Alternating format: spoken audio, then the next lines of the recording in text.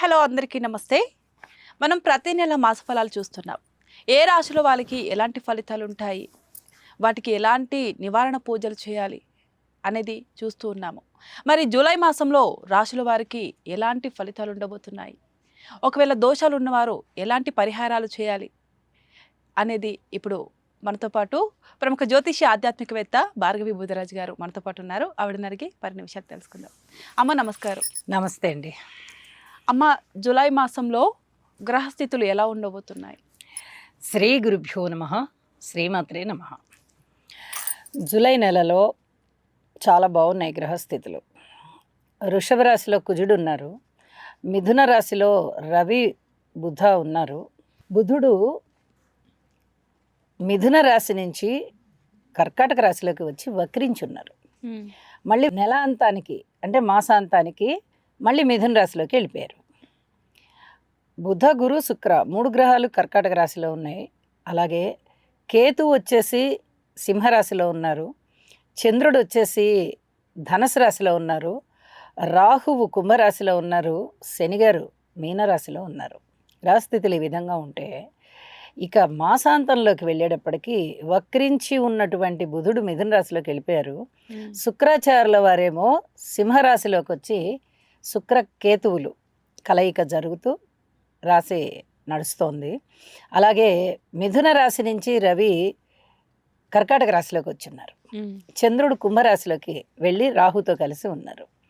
అంటే ఇంచుమించుగా 4 గ్రహాలు నెలంతా చూస్తే మనము మారి ఉన్నాయి. నెల మొదట్లో ఉన్నటువంటి స్థితుల కన్నా నెల అంతంలో మాసాంతంలో 4 గ్రహాలు మారి ఉన్నాయి. చాలా బాగున్నాయి గ్రహస్థితులు. ఎందుకంటే గురు శుక్ర సమ్మేళనం అనేది చాలా మంచి ధనయోగాలను ఇస్తుంది. అది కర్కాటక రాశిలో ఉంది. కర్కాటక రాశిలో చాలా అద్భుతమైనటువంటి స్థితి. ఇప్పుడు ధనస్సు రాశి నుంచి సంచరిస్తూ ఉన్నటువంటి చంద్రుడు ఈ జూలై నెలలో ఒక దీనిలో గురు శుక్రులతో కలుస్తారు. అది ఇంకా అద్భుతమైనటువంటి పరిస్థితి అన్నమాట. చాలా గురువు శుక్రుడు ఇద్దరు కలవడమే చాలా అద్భుతమైన యోగం. అంటే ఆ రాశ్యాధిపతి చంద్రుడు కలవడం మరింత యోగాన్ని ఇస్తుంది. ఇది చాలా అద్భుతమైనటువంటి యోగంగా చెప్పచ్చు. అలాగే శుక్రకేతువుల యొక్క స్థితి అంత మంచిది కాదు, జాగ్రత్తలు తీసుకోవాలి. ఎందుకంటే శుక్రకేతువుల కలయిక ప్లస్ రాహు దృష్టి కాబట్టి ఇది వైవాహికమైనటువంటి బంధాలని చాలా వరకు ఇబ్బందికరం చేస్తుంది. నెల అంతంలోకి వెళ్ళేటప్పటికి ఇది కొంచెం జాగ్రత్తగా ఉండాల్సిన టైము. అలాగే శనిగారి యొక్క తృతీయ దృష్టి కుజుడి మీద పడుతూ కొంచెం ఇబ్బందికరమైనటువంటి ఫలితాలను చూపిస్తూ ఉంటుంది. అయినప్పటికీ భయపడాల్సిన పనేమి లేదు. ఎందువల్ల అంటే ఈ శనిగారి మీద గురువుగారి యొక్క దృష్టి పడుతూ చాలా మంచి ఫలితాలను ఇస్తుంది. అలాగే కుజుడి యొక్క 4వ దృష్టి కేతువు మీద పడుతోంది.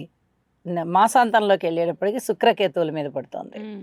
ఇది కొంచెం స్నేహాల విషయంలో కానీ ప్రేమ విషయంలో కానీ చాలా జాగ్రత్తగా ఉండవలసినటువంటి అంశం.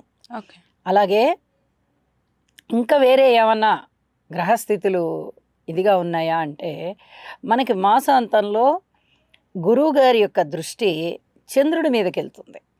అంటే 3 దృష్టిలు ఉంటాయి. ఒకటి 5వ స్థానాన్ని చూస్తారు, ఒకటి 7వ స్థానాన్ని చూస్తారు, ఒకటి 9వ స్థానాన్ని చూస్తారు. ఇప్పుడు ఈ మాస ప్రారంభంలో చంద్రుని మీద దృష్టి పడట్ల గురువుగారిది, కానీ మకర రాశిలోకి వెళ్ళేటప్పటికి పడుతుంది. అలాగే మీనరాశిలోకి వెళ్ళేటప్పటికి కూడా పడుతుంది. మళ్ళీ తిరిగి వచ్చి నెల అంతా అయిపోయి మళ్ళీ తిరిగి వచ్చి ఒకసారి మళ్ళీ తప్పనిసరిగా 5వ దృష్టిలో కూడా పడతారు. అప్పటికి దాదాపుగా నెల వస్తూ ఉంటుంది. ఈ గురు శుక్ర సంయోగంతో కలిసినటువంటి చంద్రుడు మనం ఆ ఎపిసోడ్ కూడా చేశాము. చాలా అద్భుతమైన ఫలితాలు ఉంటాయి. కాబట్టి ఈ దృష్టి ఫలితాలని కూడా పరిగణనలోనికి తీసుకోవాల్సి ఉంటుంది. అమ్మ, మరి వృషభ రాశి వారికి ఎలా ఉండబోతుంది జూలై నెల మొత్తం? వృషభ రాశికి తృతీయ స్థానంలోనే బుధుని యొక్క సంచారం జరుగుతోంది. అలాగే లాభస్థానంలో వచ్చేసి శనిగారి యొక్క సంచారం జరుగుతుంది. ఈ 2 గ్రహాల యొక్క ఫలితాలు చాలా బాగున్నాయి. మిగతా గ్రహాలు అంతగా అనుకూలించడం లేదు. వృషభ రాశి వారికి మొన్నటి వరకు కూడా అంటే క్రితం నెలలో అనుకోండి, జూన్ నెల అంతా కూడా గురుబలం కాస్త తగ్గి ఉంది. ఎందుకంటే జూన్ 1వ తారీఖునే గురువుగారు మారి ఉన్నారు. అప్పటి దగ్గర నుంచి గురుబలం తగ్గిపోయింది. ఒక్క రాహుబలం, కేతుబలం, గురుబలం 3 లేకుండా పోయాయి. ఒక్క శనిగారి బలం మాత్రమే ఉంది. కాబట్టి వీళ్ళు కొంచెం గ్రహస్థితులని దృష్టిలో పెట్టుకొని ఎక్కువగా పరిహారాలకి ప్రాధాన్యతనివ్వాలి. అలా చేస్తే వీళ్ళకి చాలా బాగుంటుంది. ఎందువల్ల అంటే ఈ నెలంతా కూడా రాశిలోనే కుజుడు ఉంటారు, శనిగారి దృష్టి పడుతుంది. ఈ పీరియడ్స్ సంబంధమైనటువంటి ఇబ్బందులు ఆడవాళ్ళకి కొంచెం ఉండేటటువంటి పరిస్థితి ఉంటుంది. అంటే గురువుగారి యొక్క దృష్టి శనిగారి మీద ఉంది కాబట్టి శనిగారి యొక్క స్థితి సంచారం ఏమీ కూడా మనని ఇబ్బంది పెట్టదు. మనని అంటే వృషభ రాశి వారిని ఇబ్బంది పెట్టదు. కానీ ఏ గ్రహం ఇచ్చే ఫలితం ఆ గ్రహం కనిపిస్తూ ఉంటాయి కాబట్టి కొద్దిగా దానికి సంబంధించినటువంటి ఇబ్బందులు అయితే ఉంటాయి అని చెప్పి తెలియచెప్పడం జరుగుతుంది. ఇది చాలా జాగ్రత్తగా ఉండాలి. ప్రతి వారు కూడా ఉండాలి. ఎందుకంటే ఒక్క బుధుడు మారుతున్నారు, తర్వాత ఒక రవి మారుతున్నారు తృతీయ స్థానంలోకి. 15వ తారీఖు నుంచి రవి మారుతున్నారు. అంటే ఇక్కడ రవి గారు బాగున్నారు, బుధుడు బాగున్నారు, శుక్రాచార్యుల వారు మాసాంతానికి వెళ్ళేటప్పటికి బాగున్నారు చతుర్థ స్థానంలో. ఈ 1, 2 గ్రహాలు ఇలాగే ఉన్నాయి కాబట్టి ఎక్కువగా పరిహారాలకి ప్రాధాన్యతనివ్వాలి. అలాగే దశమ స్థానంలో ఉన్నటువంటి రాహు గారితో పాటు చంద్రుని యొక్క సంచారం కూడా మాసాంతంలోకి వెళ్ళేటప్పటికి బాగుంది. ఇలాంటి పరిస్థితుల్లో ఉద్యోగ జీవితం బాగుంటుంది, అన్నదమ్ములతో బాగుంటుంది, మాతృవర్గ రీత్యా బాగుంటుంది, కుటుంబ రీత్యా బాగుంటుంది.